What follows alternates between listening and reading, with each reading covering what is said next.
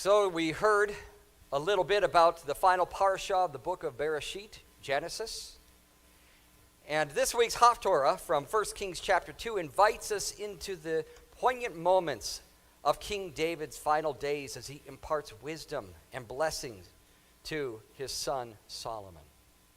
David speaks with urgency, urging Solomon to remain faithful to God's commandments, a call that echoes through the generations. In this age swirling with distractions and competing loyalties, the essence of David's words become vital for us today. We are called to uphold righteousness and seek our Creator's guidance amid life's complexities. Additionally, we are stimulated to ponder, how often do we reflect on our own legacies? Are we preparing ourselves and our loved ones to walk in the path of faithfulness and integrity? As we open to this week's Haftorah found in 1 Kings chapter 2, let's consider the time frame of this recording. At the good age of 70 years, tired from his many years of tending sheep, living on the lam, and then leading a nation with many woes, David calls his chosen successor to his bedside. It's been an amazing lifetime, and David has reigned as king for 40 years. Though we treasure David's legacy as a man after God's own heart, including our reading and reciting his many psalms, we have the testimony of the scripture that David's life was mixed. With many wives and children, a sin in his household, there was strife among David's family. His sons, Absalom and Adonijah, had risen against him at different times, trying to usurp his throne. The sword was certainly present and active within David's household. Thus, David had plenty on his mind as he called Solomon for his final words. In that moment, encapsulated for all time, David wants to ensure Solomon's success. Now let's open to our Haftorah. Verse 1 gives us the setup. And verse 2 begins David's prescription for Solomon's success. David says, I am going the way of all the earth, so be strong and be a man. Comparable to Moses giving charge to Joshua, David tells his son, Chazak, be strong. In 1 Kings chapter 3, verse 7, Solomon self-identifies in Hebrew as Na'ar Katon, meaning a little child. We do not know Solomon's age when he became king, but it is supposed that he was about 20 years old. Nevertheless, he saw himself as Na'ar Katon, a little child in his own eyes, and especially when speaking to the Lord God. Probably by the time David had been the same age as Solomon was at this record, David had already slain lion and bear, not to mention Goliath of Gath. Thus, David knows a few things about strength and courage, even at a young age.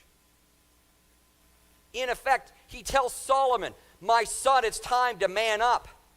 It's time to reign.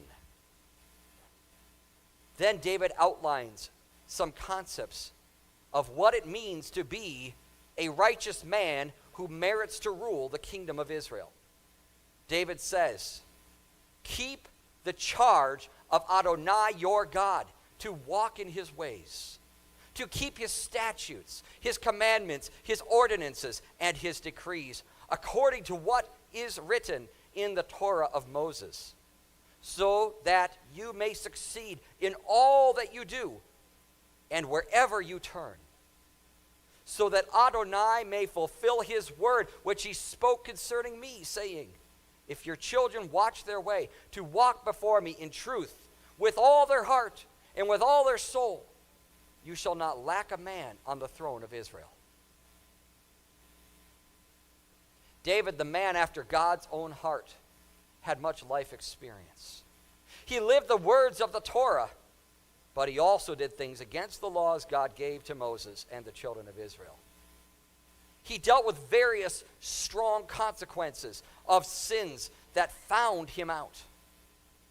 David saw that although he struggled during times while living righteously, righteousness was always the preferred path. Therefore, his charge to Solomon was for Solomon to keep Adonai's charge. And compare this to what Adonai spoke to Joshua after Moses' death. No one will be able to stand before you all the days of your life. Just as I was with Moses, so I will be with you. I will not fail you or forsake you. Chazak, be strong. And then we could see ve'ematz, and of good courage.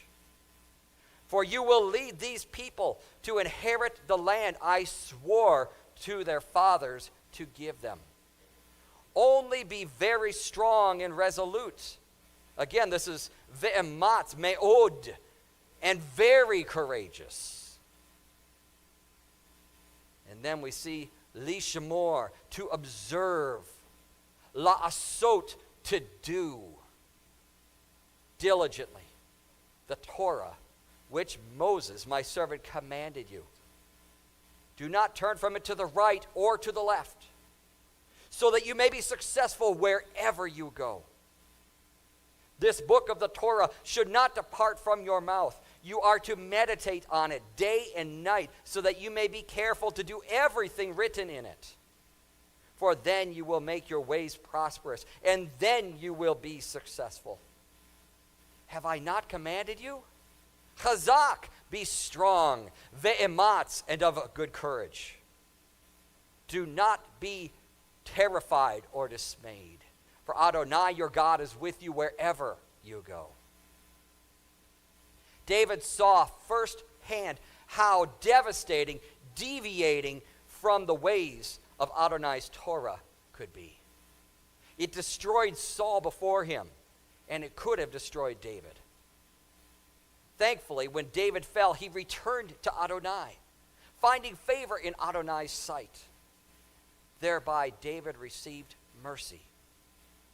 Now, in effect, David is telling Solomon, it's time to be strong and courageous and avoid my mistakes. Only by this can you prosper with Adonai, who is with you wherever you go. In verses 5 to 9, David gives Solomon more kingly advice. He indicates that Solomon should exercise wisdom and settle a score or two.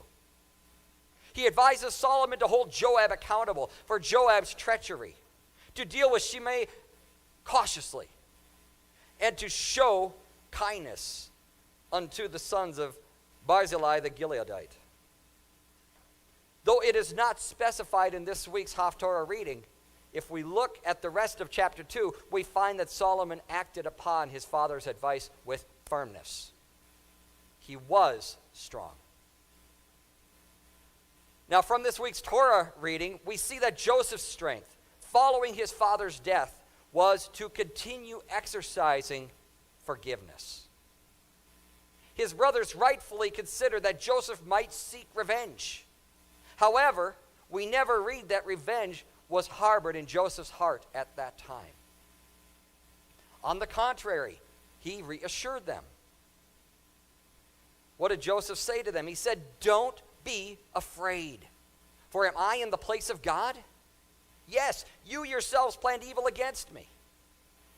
God planned it for good, in order to bring about what it is this day, to preserve the lives of many people.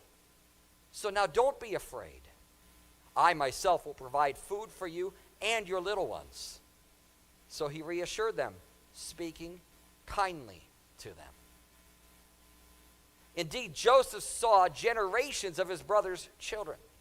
He was kind and lived to a wonderful age of 110 years. There was trouble in his family, yes, but we read of a pleasant end to Joseph's days in the Torah. By contrast, based on David's advice, at least in part, Solomon wielded the sword. Scores were settled.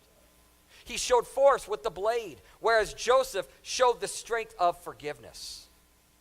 Which one of these do you suppose exercised greater wisdom? Or was their wisdom equal, depending upon their situations? As we consider those questions, we can remember that Joshua, upon Moses' charge and Adonai's confirmation, crossed through the Jordan to begin the conquest of Canaan. Were there different forms of wisdom for different situations? Consider that the conquest was commanded to take a land that was promised to the children of Israel. This promise was made based upon a variety of factors, not the least of which was the abhorrent ways of the Canaanites, who were idolaters and practiced all manner of abominations before Adonai. Well, Joseph's brothers had committed wrong against him. This is, in fact, true. Not only that, but they proved themselves accomplished liars and lacking morals throughout their lives. Besides their acts directed against Joseph, they lied to Jacob and others. For all we know, they lied to Joseph after Jacob's death. Did they deserve death? Or did they merit embrace? Solomon used the blade against 3 people after David's death. Joab had been a close liaison of David, but he also defied David at various turns. He shed blood without cause, the blood of 2 men, at least. But he shed the blood of 2 men in David's estimation who were more righteous than Joab was. Therefore, after David's death, Solomon sent Benaiah, son of Jehoiada, to put Joab to death. The once mighty Joab, the once right-hand man to David, met a sad end. Then there was Shimei. When David was fleeing Jerusalem during Absalom's revolt, he met Shimei, a man of the tribe of Benjamin. Shimei flung stones at David and cursed him, saying, "Get out, get out! The man of bloodshed, the good for nothing. Adonai has returned on you all the blood of Saul's house, in whose place you've reigned. Adonai has handed the kingdom over to your son Absalom. So see, your own evil has overtaken you because you are a man of bloodshed." Shimei was wrong. And in the eyes of the mighty men who accompanied David, David would have been justified to take Shimei's life. How dare anyone speak to the king that way? But David spared him. And once Absalom's revolt was over, Shimei fell upon the ground before David and pleaded, "Let my Lord not hold me guilty, and not remember the iniquity that your servant committed on the day my lord the king left Jerusalem.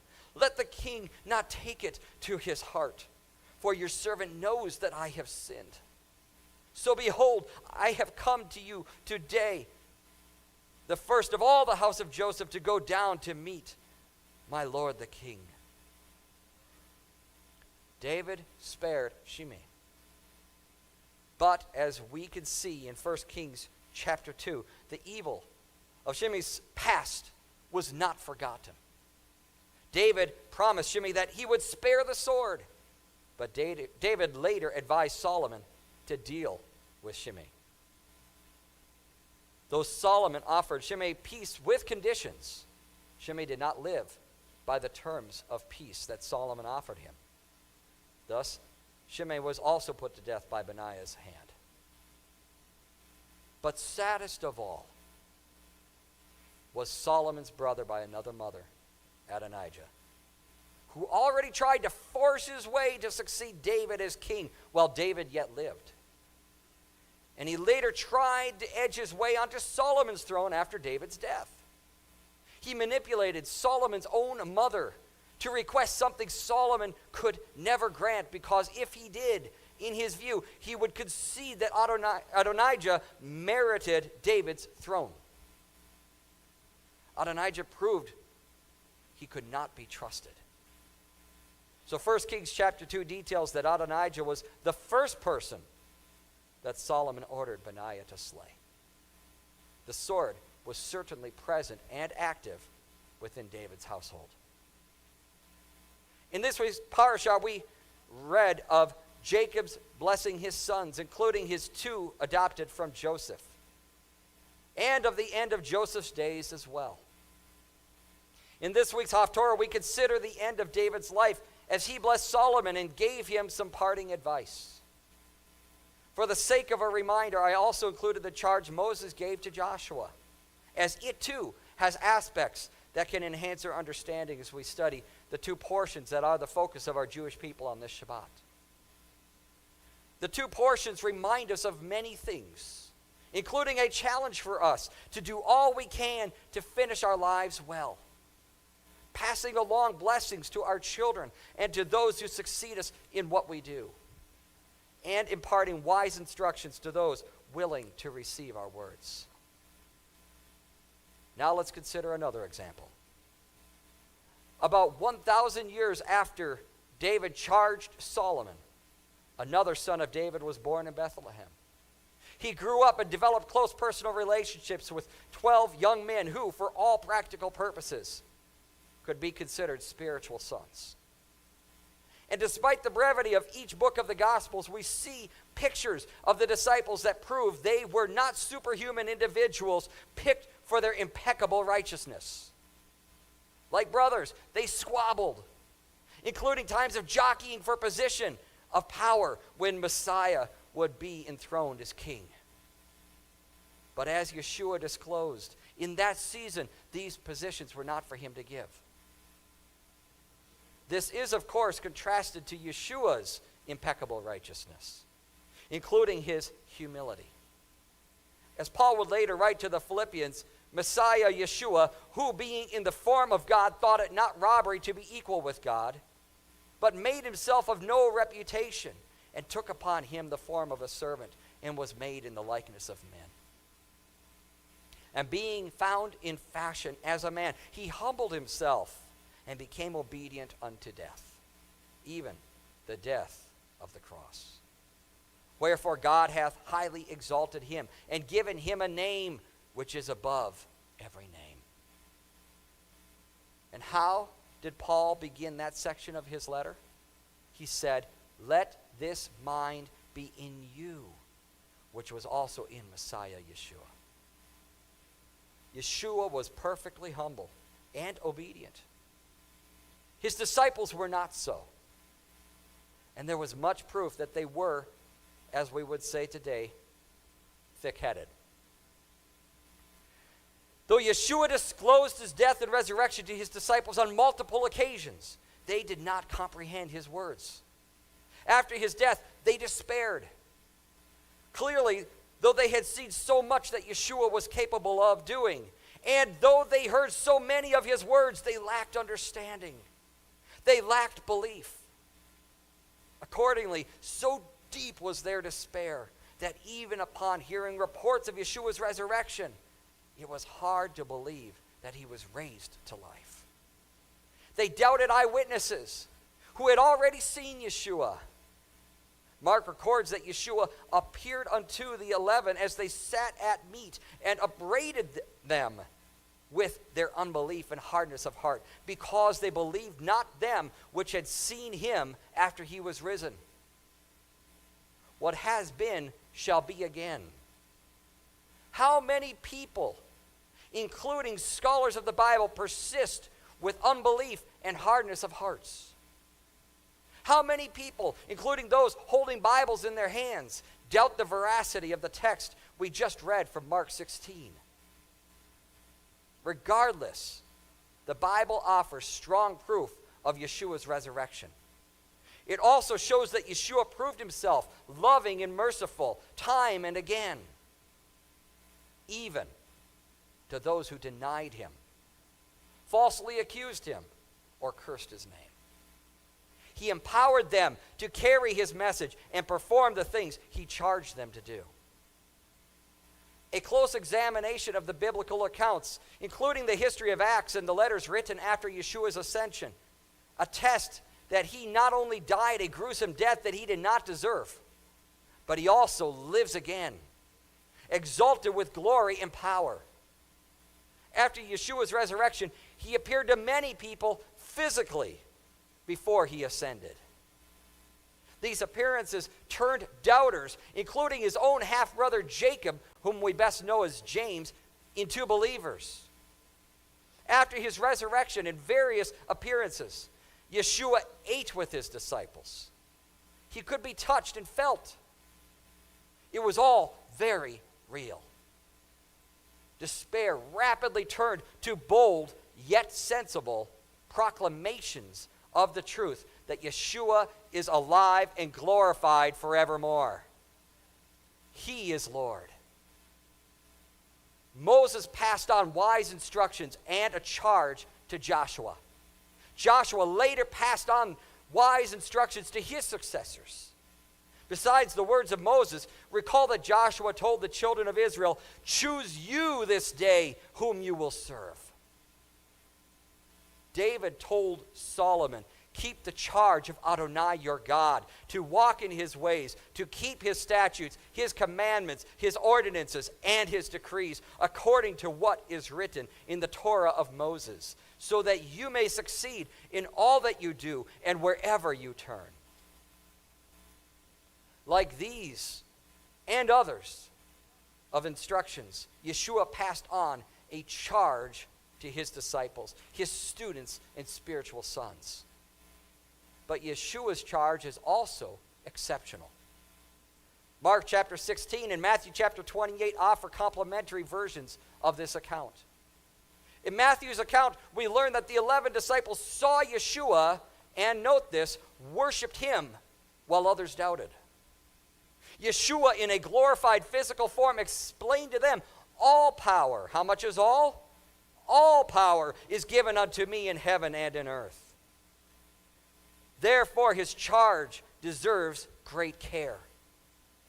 He told his disciples to teach all nations, immersing them. We see their efforts in these things recorded in the book of Acts.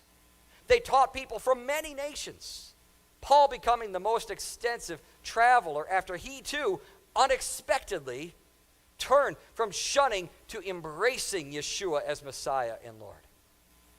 And in every instance where a name is recorded in the book of Acts when they immersed, Yeshua's disciples immersed people in the name Yeshua above every other name. Then here in Matthew 28, note that Yeshua charges his disciples to teach all nations to observe all things whatsoever that he commanded them. The record of Acts shows that they did this along with the extant letters of Paul and John. Paul's letters, though often misunderstood, evidence that he did this too. And note the closing words in verse 20. Yeshua explains, "I am with you always, even unto the end of the world." Though Yeshua ascended to the glorious position of heavenly power, he never forsook his people. He remains present and accessible to all his followers always. In the complementary text from Mark, we see added significance to immersion. Those people who believe and are immersed shall be saved, says Yeshua. Those people who do not believe will not. Messiah did not leave any gray area here. It is clear. And this is attested in the book of Acts, notably when Philip immerses the Ethiopian official. Philip agreed to immerse the Ethiopian official only upon the condition that he believed with all his heart. And what was the official's confession? He said, "I believe that Yeshua, Messiah, is the Son of God." Philip then immersed him. Mark continues in chapter 16 explaining that Yeshua proclaims signs that shall follow them that believe. Yeshua, having all power in heaven and earth, makes a difference. Those who believe in him, because he is with them always, even unto the end of the world, shall be followed by signs in his matchless name. In my name, explains Yeshua, shall they cast out devils. They shall speak with new tongues. They shall take up serpents, and if they drink any deadly thing, it shall not hurt them. They shall lay hands on the sick, and they shall recover. Acts attests the truth of these words. They cast out devils, and they lay hands on the sick who recovered. Even the viper that bit Paul did not kill him, surprising those who witnessed it. He neither swelled from the bite nor fell down dead suddenly. No harm came to him after that viper fastened on his hand. Some very good news of the good news is that Yeshua is with us always, even unto the end of the world. We might not see him standing here in physical form after his ascension to his position of power, but his presence is tangible. We can feel him as we praise him and declare his great deeds. We can even feel his presence during our trials. Nevertheless, many people live today with unbelief and hardness of heart. They deny Yeshua's resurrection. They deny his deity. They deny his power. Does that include us? Or do we live the words of David? Keep the charge of Adonai your God to walk in his ways, to keep his statutes, his commandments, his ordinances, and his decrees, according to what is written in the Torah of Moses, so that you may succeed in all that you do and wherever you turn. Do we keep the charge of Yeshua Adonai? Have we been immersed, and are we living as immersed ones, keeping his commands and teaching others in his name and by his Spirit? Do we have the faith of Abraham? Do we have the signs of believers following us? If so, blessed be his great name. If not, today can be our day to begin living by Yeshua's charge. We can take his truth, embrace it with all of our heart, and say, I believe. In perfect faith, I believe.